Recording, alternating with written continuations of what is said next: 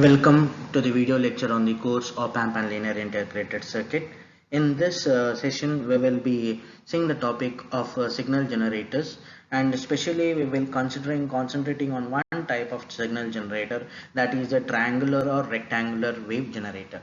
In a single circuit, we are trying to obtain a triangular wave as well as a rectangular wave, because signal generator is a device which gives in the same particular device we get different type of waveforms. So we are analyzing this particular circuit for either a triangular or a rectangular wave generator.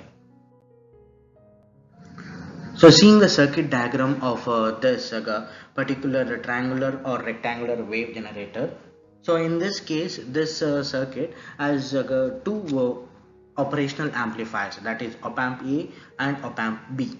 So seeing just recalling back to that, the first op amp A is nothing but it is a Schmitt trigger circuit, and the second op amp B is nothing but it is a integrated circuit. So here we are cascading these two circuits, that is the Schmitt trigger and a integrated circuit.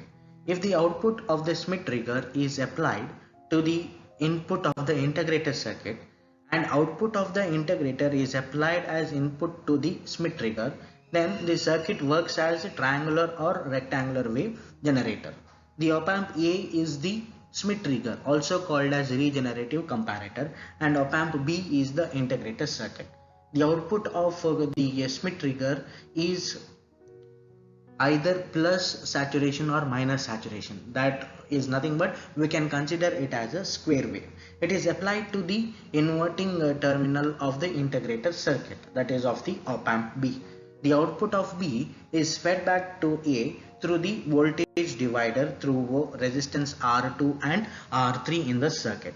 So we can state that output of integrator is a triangular wave for square wave input. So as we have seen in our previous session of the integrator circuit, if we apply input to the triangular integrator as a triangular wave, then we get a square wave output.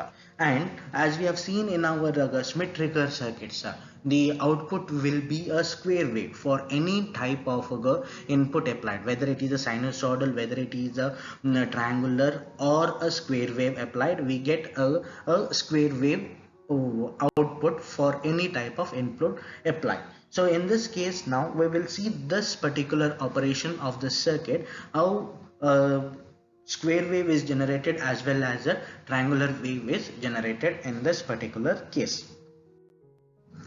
Seeing the operation of the circuit now, so these are the integrator output waveforms and the Schmitt trigger output waveform. The Schmitt trigger output is nothing but it is the output V naught dash, and the integrator output is nothing but it is V naught. So assuming that for the operation part, we will consider that V naught dash is plus V saturation, that is output of the Schmitt trigger or output of op amp A is plus V sat. When output of op amp A is plus Vsat, there is a current flowing through the resistance R1. And assuming the property of the op amp that zero input current is flowing into the op amp, all the current which is flowing through R1 will flow through the resistance capacitance C1. So there is a current plus Vsat divided by R1 which flows through the capacitance C1. And with this particular part, when there is a current flowing through the capacitance C1, the capacitor gets charged with the polarities marked on the circuit. That is, on the left side we get a positive voltage, positive polarity, and on the right side we get a negative polarity. So with this case, the capacitor gets charged up. And when capacitor gets charged, there is a negative going ramp at its output for the interval T1 to T2. The integrator output is nothing but it is a negative going ramp, since it is an integrator output.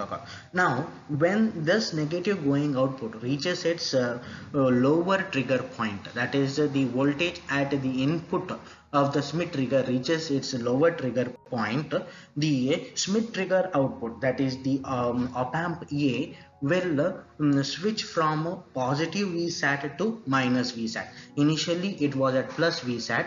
When the output of integrator reaches its LTP value, that is, which is nothing but it is the input to the Schmitt trigger, the Schmitt trigger changes its output position from plus VSAT to minus VSAT. So now the output V0 dash is minus VSAT, so which indicates that the current through the capacitance C1 reverses.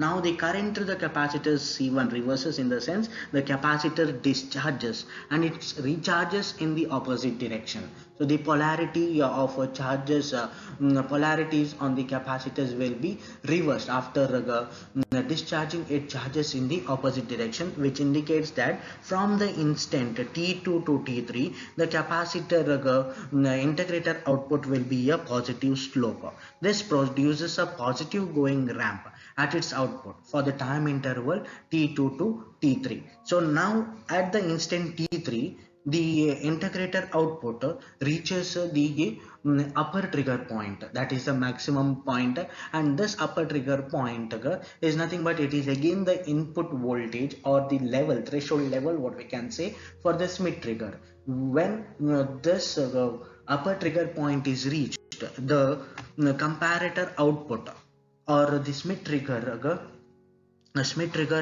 changes its position from minus VSAT to plus VSAT, and again there is a reversal of current occurring on the integrator side, that is the capacitance. There is a reverse current flowing through the capacitor discharges and charges in the opposite polarity, and we get a negative going ramp. And this process of cycle gets repeated when it is reaching its maximum and the minimum levels, that is the UTP and LTP levels are reached, so that we get a triangular wave on the output part of the integrator, and in the intermediate part we get a square wave which is simultaneously alternating between plus VSAT and minus VSAT. This is how, by using a single circuit which is using a Schmitt trigger as well as integrator, we are going to get a square wave or a rectangular wave and a triangular wave. So the rectangular wave is obtained from the Schmitt trigger